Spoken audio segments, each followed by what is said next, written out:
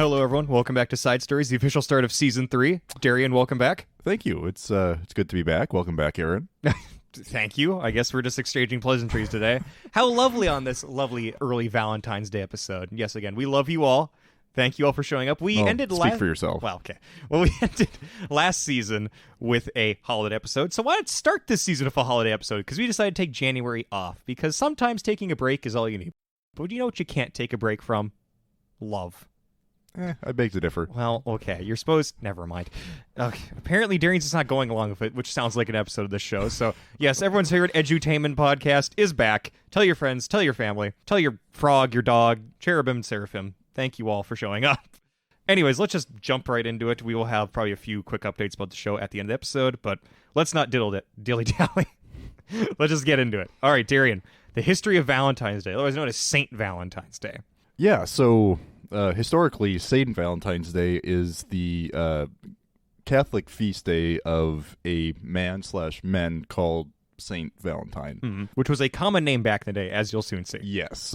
Valentine, or as it would have been pronounced at the time, Valentinus, was a rather common name. That leads to a little bit of murkiness when it comes to trying to figure out exactly who Saint Valentine was. But there are a few facts that we do know for sure. All right, what are they? Let's hear it. So we know that Saint Valentine was one or possibly two or three men who were members of the Roman Catholic clergy living in the Roman Empire who died sometime in the latter half of the 3rd century. Yes, which is still the 3rd century crisis, which if you know anything about the Roman Empire, things were very chaotic. Yes. And there were major purges of Christians going on at the time. So the 2, maybe 3 Saints Valentine that we know about are, one of them was a bishop in the Italian city of where, Darian? Terni. Good job. And the other one was in Rome.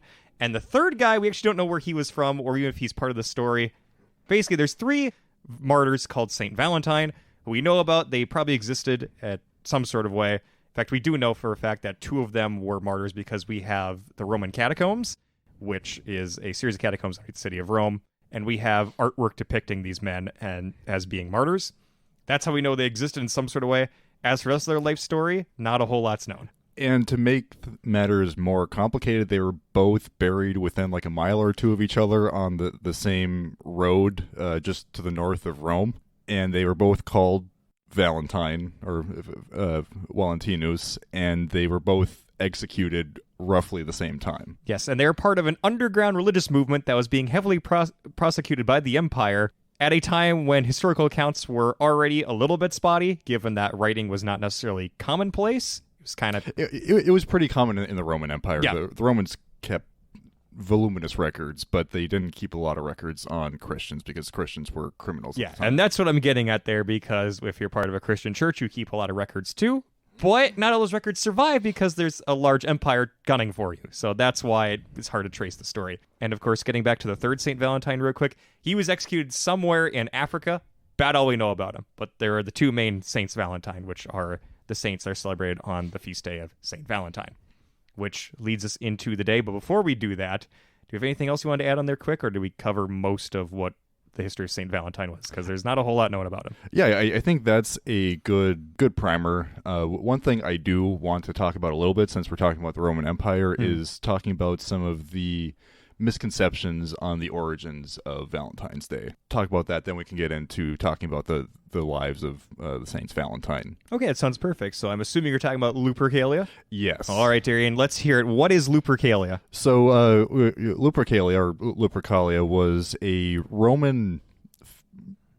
sort of a Roman fertility festival, but was really more of a Roman festival of health. It was primarily celebrated in the city of Rome. It's a holiday that celebrates essentially the founding of Rome. It's a celebration of the lives of Romulus and Remus, the probably legendary founders of Rome. And it was confined basically to the city of Rome, the surrounding area, and some parts of northern Italy and southern Gaul.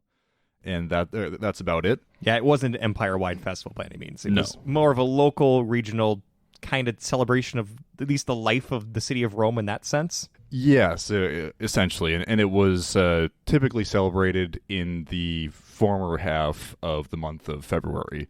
or as it was called in Rome, Februarius. And it's essentially what the gist of the festival is there is this cave at the base of the Palatine Hill, which is supposedly the hill where Romulus founded the city of Rome.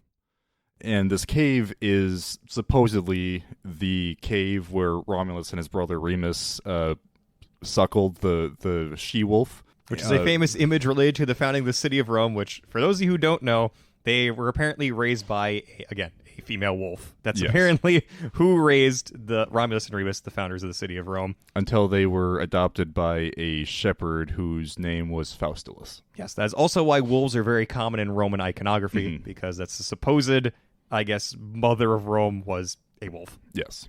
But I guess the festival of Lupercalia itself, with Lupercalia coming at some point from the word for wolf, lupus, or I guess more specifically lupa, a female wolf, a she-wolf.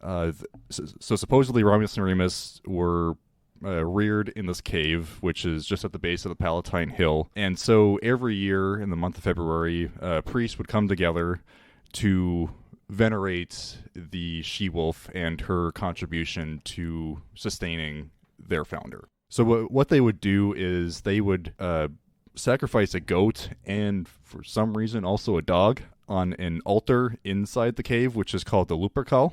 The dog, by the way, standing for a wolf. That's why they sacrifice a dog. I didn't know that. The Romans very rarely sacrificed dogs. It was not a common practice whatsoever.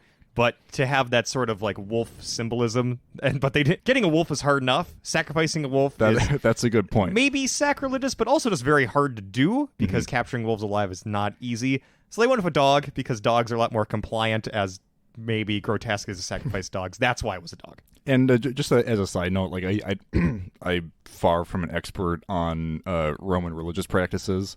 By that I mean I know next to nothing about them or the symbolism or the ritual behind it. It's okay, Darian. You know far more than the average person. But I just think it's fun to hear about what their rituals were because they seem so random and out of left field to me. You have this ritual on this specific day where you get these specific people together wearing these wild outfits and they do these dances and then they sacrifice things and it has to be specific things that they sacrifice in a specific way and it's just all very weird. But I suppose it was probably common at the time. It's just weird because we have such detailed records of what exactly it was that they did. You have to wonder where all the intricacies came from. A lot of those religious offices were extremely political too. Oh, very much. I'd be interested to see just how much of those types of rituals were influenced by politics. Oh, all of them. But anyways, all right, I want to get to the part where we actually hear about how they celebrated outside of the sacrifices, because that's the really wacky stuff. Yeah. Let's get to that quick, and then we'll jump back to St. Valentine. Yeah, Lupercalia is a really wacky holiday. So they sacrifice the goat and the dog, who's, as I now know, the stand-in for the wolf. And the priest who did the sacrifices would then take the blood from the knives that they used and would wipe the blood from the knives onto their forehead. Again, I don't know why. Who knows? For some reason. And then another priest would hand them pieces of wool that were soaked in milk. The milk I do know is supposed to represent the milk of the she-wolf. They would wash off the blood from their faces with the milk-soaked wool. And then they would cut the hide of the goat. I don't think they cut the hide of the dog. I think it was just the goat into strips or thongs that were called februa, which is where we get the word Februarius or February, for these large or long strips of leather, which they would then take. But all the priests would grab a handful. They would exit the Lupercal into essentially the center of Rome, the Forum, and they would they would start running circles around the Forum, and they would whack all the women that they would see with these Februar, with these leather thongs. This apparently, by the way, didn't actually hurt. They weren't meant to really hurt people, but you were apparently supposed to be more sporting and kind of act like it hurt. Yeah, apparently it was all part of the fun. Yeah. One important detail is they do all of this naked. Yep. Mm-hmm. So you have these naked men running circles around the Forum, whacking women with leather thongs. And the idea behind the whacking. the whacking was that if they whacked a pregnant woman, the whack would cause her to have a better pregnancy and become healthier. And if they whacked a barren woman, she would become fertile. Mm-hmm. So in that sense, it's like I said, it's sort of like a health/fertility festival. It's not really totally one or the other. It's primarily a celebration of the mother of the founders of Rome. Yeah, it's not really like because again, a lot of people will conflate this holiday with Valentine's Day, and the only real reason they do that is because it happened roughly around the same time. You get a very similar thing of like Saturnalia. Yes, and that's an important point to make too, is that the whole conflation between Valentine's Day and Lupercalia comes from the academic traditions of the 19th century, where classicism, archaeology, and history were just starting to become recognizable as the fields that they are today. Yeah, it was the start of the formalized modern academia. Yeah, and that school of thought was the same that conflated Christmas and Saturnalia together, which is probably a still more widely held misconception among people, but it's also almost certainly not true. Yeah, there's almost no actual connection between Saturnalia and Christmas. I think you can maybe make a better argument that Saturnalia and Christmas are connected, but still not a great one. Yeah. And Lupercalia and Valentine's Day are almost certainly not connected at all. Except for the fact they took place in February, which is really that's all anyone has to go on, which... I mean, if we're going on that, then my mom's birthday is related to Lupercalia and St. Valentine's Day because she happened to be born in February. Ooh. Exactly. And as we'll point out later, the connection between the Feast of St. Valentine and the sort of romantic or connections to love that we associate with it today don't come until way, way later. Yeah, which I think this is a good transition point. So... I believe it was roughly around the late 500s, there was an official ban on Lupercalia, and I can't imagine it was a very big festival by that time because Rome was mostly Christianized by then. Mm-hmm. But apparently, some people try to argue that, because it was banned, they replaced it with Valentine's Day, which is not a great argument because there is no evidence that Valentine's Day was anything more than just another feast day of a saint. And one important thing to point out is that the same Pope canonized St. Valentine. Yeah. So I think that's maybe the crux of any sort of argument you could possibly make, was that this Pope Gelasius. Yeah, Gelasius, I think the second. Yeah. He maybe had some sort of motive, but I mean, that's tenuous at best. And there's no evidence that anyone celebrated Valentine's Day as like a romantic day until 1,000 years later. Yes, until about roughly 900 to 1,000 years later, which leads us to that because. St. Valentine, it's hard to know how much of his life was truly based around, any sort of romantic love, because he was a priest, so he wasn't married or anything like that. But one thing that, at least one of them, I think it was the bishop in Turin, because again, there's two main St. Valentines. Terni, not Turin. Sorry, Terni, thank you. He apparently kept marrying people, even though there was a ban on Christian marriage by the Roman Empire. So that maybe was true. It's hard to say if that was added to the story later, or if that was something he actually did. The other possible connection is the priest in Rome, so the other St. Valentine. The story gets confusing really fast. Yeah. You can see why people conflated everyone. You can see. The priest in Rome was being held under house arrest for heresy, essentially, and was about to be executed. But he attempted to convert his captor, who was a judge, and I guess I shouldn't say attempted. He did successfully convert he was that good judge. At it. Yeah, and the way he was able to convert the judge was by supposedly curing the judge's daughter of blindness. And I mean, I've never been cured of blindness, but I would imagine if I ever was blind and someone cured me, I'd probably have a special connection with that person. I'd probably feel close to them for the rest of my life. So yeah. This daughter and Saint Valentine were friends for the remainder of Saint Valentine's life, and there was one letter that we have record of that he sent to her that he signed "Your Valentine," which may or may not be related to the sorts of cards that men would start sending to their lovers in the somewhere around like the 15th or 16th centuries, so a long time later. Yeah, roughly again about 1,200 or 300 years later, something like that. 1,300 years later. Yeah, a long time. Basically, it took a long time for this holiday to become a thing. It's the only holiday I can think of where, outside of a modern kind of nationalist mythos day where they would go back to an old event and make it part of their modern tradition, This is the only other holiday that is not related to any sort of nationalism, that all the events that supposedly inspired it are so old, and then almost out of the blue, people started celebrating it like it was this big thing, and yet no one can really tell you exactly what the day's about. It's a very strange day when you get down to it. And the way that we practice it now is so far removed from how St. Valentine's Day was ever practiced in the past that it's a really interesting cultural phenomenon in that sense. Yeah, and it's big in like the English speaking world for the most part. It's big in some other areas. It's banned in a lot of the Muslim world. Yeah, exactly. It's so weird. But let's get to the part. So after Saints Valentine are both martyred, and apparently one of them sends the first Valentine card. Right. The next thing that happens on our journey through the history of the day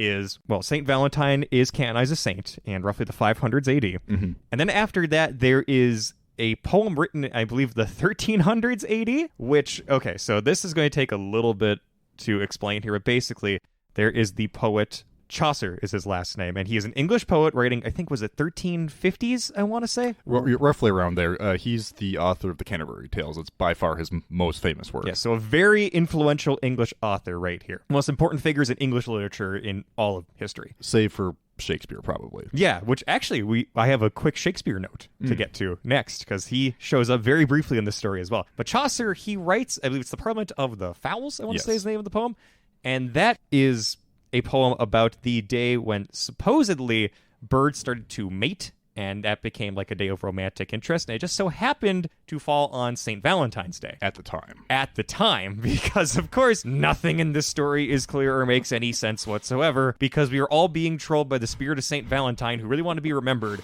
and that is the whole reason this day exists. I am convinced of that. So he wrote a poem basically about birds mating, right? And for some reason, everyone decided they loved this poem so much they're going to celebrate this day as a day of romantic interest, I guess, because if it's good enough for birds, it's good enough for people, right? And he specifically mentioned the St. Valentine's Day. Yes, he made a direct note of this. It wasn't just, that wasn't by happenstance. He made a note that it was on the feast day of St. Valentine. And there's also a lot of debate as to what he was actually trying to refer to or talk about in the poem itself. No one really knows exactly what the inspiration for the poem was. For some reason, he basically writes a kind of romantic poem, and then people start to, because of the poem's fame, start to view the day as like a romantic holiday, and that starts the seeds of what will become the modern St. Valentine's Day. And I want to clarify one thing I said. The reason that birds at the time were mating around St. Valentine's Day, but not today, has to do with the precession of the Earth's tilt.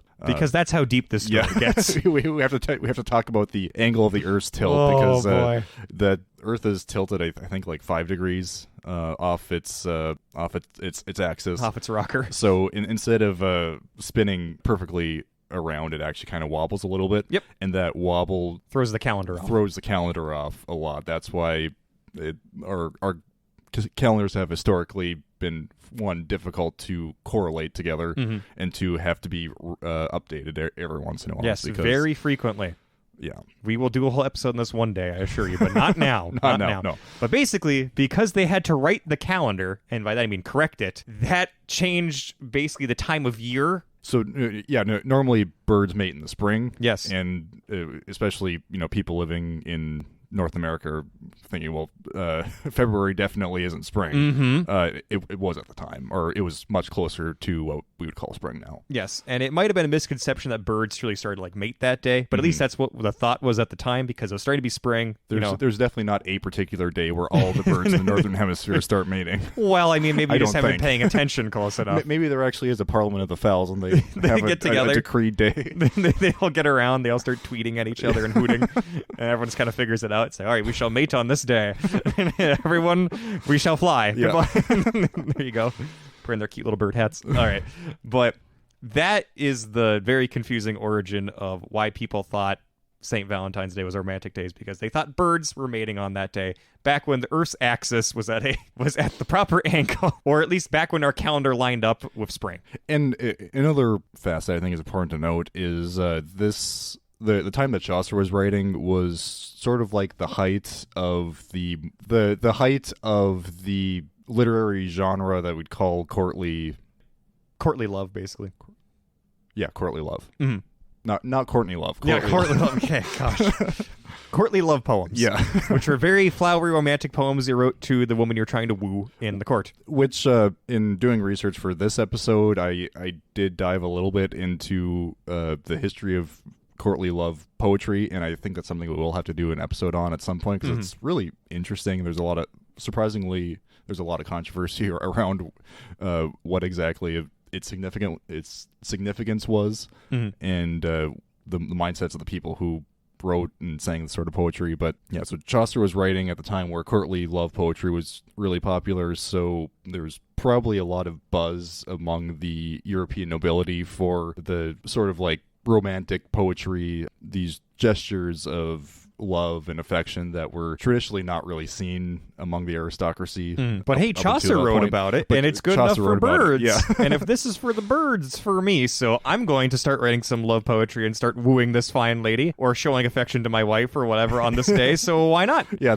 that's probably the where the seeds for this connection between Valentine's Day and romantic love and like romantic gestures were sown.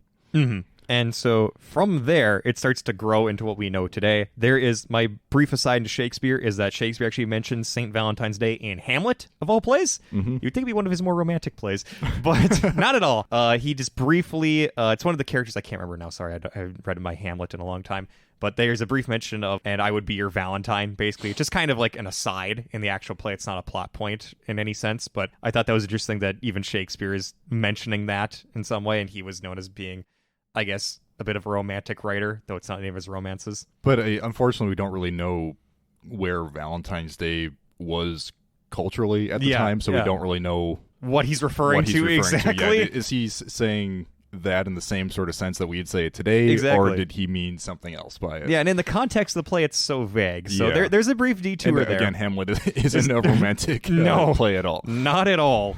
But then the actual Valentine's Day, as we know it, starts sometime, I believe, in the mid-1800s, where there is a big rush of basically greeting cards that are starting to be made. And in this way, this is how Valentine's becomes big, is because greeting cards are still a huge part of Valentine's. You know, give people cards and flowers and gifts and all that. Prior to this mass production of greeting cards, people were writing Valentines, but unfortunately had to do it by hand. Yes. You actually had to write your own words, yes, and that was a lot of work, especially for men. Yeah. So and that was probably a continuation of that whole courtly love poetry and all that. And as that went on, people started to mass produce it eventually, and that leads into today, where you have all of like the big, heart-shaped boxes and all that of your chocolates and flowers and all that sort of thing. And basically because people saw that you could make a lot of money writing pre-made cards, you just write a little note. That eventually leads into the flowery, lovey-dovey holiday that we have now. So hopefully some of that makes sense. Is there anything we have to add here? I hope I'm not skipping over too many steps. I can't say it was exactly comprehensive, but unfortunately the history of Valentine's Day isn't comprehensive. Yes, we apologize. This was a very slapdash opening to the first episode of this season. More episodes will be... I mean, we did pretty good research, but man, it's hard to string the story together. Just like love. It's as confusing as love, Darian. Just like Valentine's Day. Isn't it fitting that the day around love would be one of the most confusing days to talk about? I think that's very fitting. I think you have a good point. That's a nice observation. Love is complicated and weird, and everyone wants it, but so few get it. And now I'm sounding very like a romantic, courtly poet. So I guess, in the end, everything wraps back around. I don't know, do you have anything to add? I don't want to just prematurely end here, but... No, I think that's... I don't know if I can... This is for the birds. Let's end it. Let's call it good. All right, well, again, hopefully you all were able to ride along on our love chariot here. I don't know. I'm just making weird illusions now. I'm waxing poetic. But again, thank you all for listening again. We're so glad to be back. And we do love you all. This is a great show to do. I'm just in it for the money. Well, yeah, that too. Let's see. Let's see. Do we have anything, I guess, that's bureaucratic to get through real quick, or anything important? I guess other than the fact that we're on a bunch of social media. We're getting our name out there. Hopefully going to be on Rumble next. We have to get on that platform. But yeah, YouTube, Spotify, we're still there. Pandora. Google Podcasts. Yeah, everywhere. We're hoping to get our more social media presence. So follow that. Tell your friends and family. Tell them you love them. To show someone you love them by sending them this podcast. And I assure you, you will definitely get that date you've been wanting if you send them a link to this show. I'm sure they'll find that very, Or very... you'll never hear from them again. One of the two. This is the perfect show to send somebody if you want to get a date with them or if you want to turn down a date with them. It works for both. I have a better idea for you. Yes. For you. Here, why don't you listen to this? Instead of... Dang. This podcast will... Instead of me having to listen to you, you can listen to them. And you know what? You're really doing them a favor when you're sending us to them. So there we have it. I think I'm just going to cut it right here, unless you have any closing thoughts, any lovely sentiments to share. No. Okay, well, we love None you at all. Again, follow us on social media if you can. That's the last time we'll show for that. Next episode, I know what I'm going to do. I think I'm going to tease it right here. It's going to be on the time the French didn't reestablish their monarchy, because that is another story. And despite being surrounded by politics, French politics specifically, it's less confusing than this episode. So you have that to look forward to. Yeah. Another lovely February thing, because the French are loving. I don't know. Apparently, they call it the language of love. I don't believe it, because the French are the most cold-hearted people on the planet. I would know I'm one of them. But anyway, folks, thank you again. Love you all. Happy St. Valentine's Day to you all. And we'll see you on the next one. Bye.